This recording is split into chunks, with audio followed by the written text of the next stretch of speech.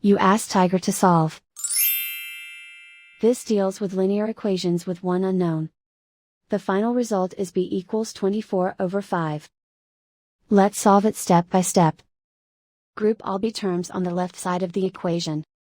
Subtract 2b from both sides. Group like terms. Simplify the arithmetic.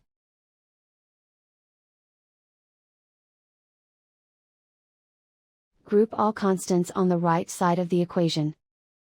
Add 24 to both sides. Simplify the arithmetic.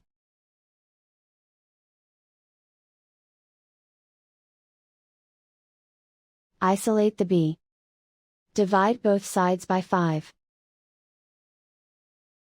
Simplify the fraction. And so the final result is b equals 24/5.